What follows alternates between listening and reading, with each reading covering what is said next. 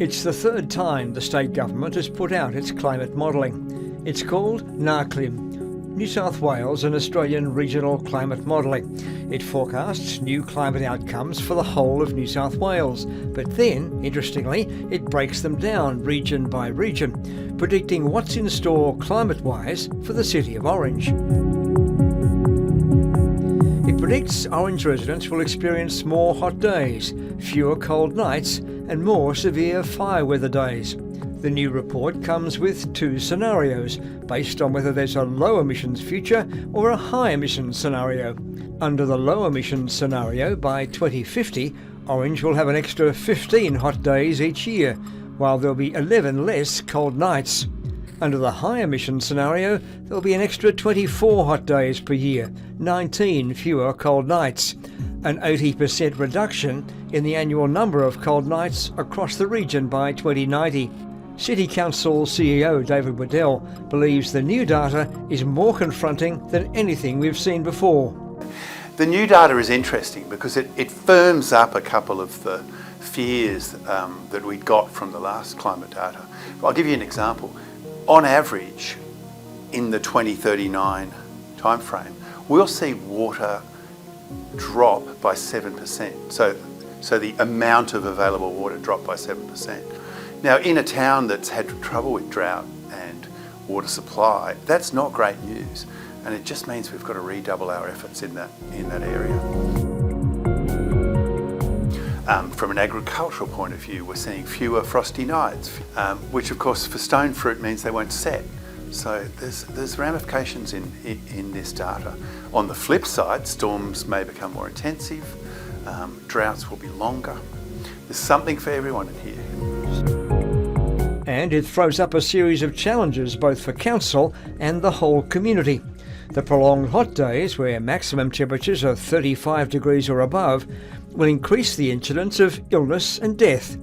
As a community, do we have enough safe places where people can go?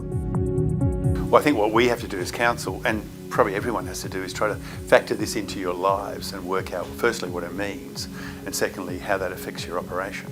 So if I looked at it 20 years from now, certainly as a council, we'll be needing to provide more cool spaces for those hot days. We'll need to constantly monitor our water supply and have new ways to get water. There's serious stuff in there. And I think we'll try to embed that into all of our operations, all the time trying to drive down electricity use. Orange City Council has already adopted an emissions reduction plan, a blend of long-term strategic change and short-term actions.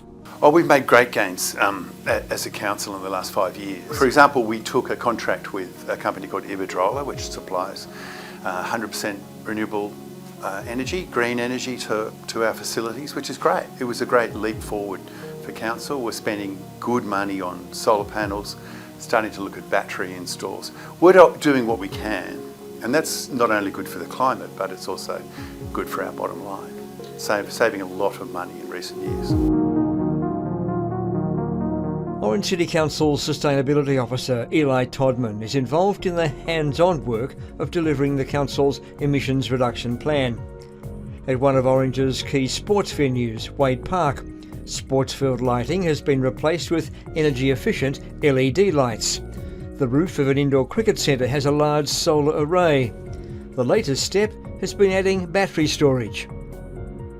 Yeah, so what we've got here is a 60 kilowatt hour battery system. So this complements our 40 kilowatts that we have on our rooftop solar. And basically it harnesses the energy during the day, and then we can use that energy stored in the battery system at night to power our sports field lighting and also our showers. So we're off-grid basically. So Wade Park, with this system, we are energy neutral. So we capture all of the energy during the day and we use that at a nighttime period.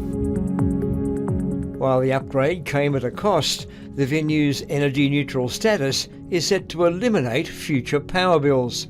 Currently the technology, the batteries are quite expensive, but we're looking at about a 10-year payback period on this system here. And because the energy market is so volatile, the prices are constantly going up, that we should see a shorter payback period in the long term. As well as boosting the council's bottom line, projects like Wade Park can be a resource for local businesses who want to find out how to explore sustainable power sources for themselves.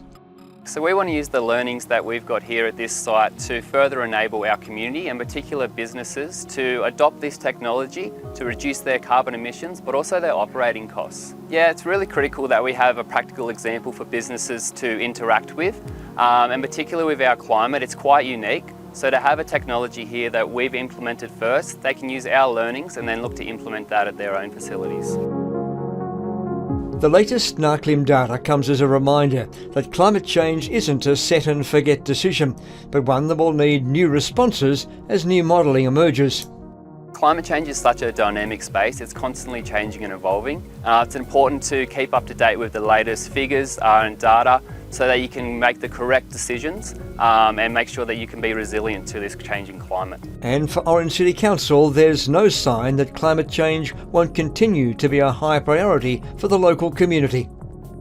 In our community strategic work, where we ask the community what they would like to see, environment's always 1, 2 or 3, and I can't see that ending.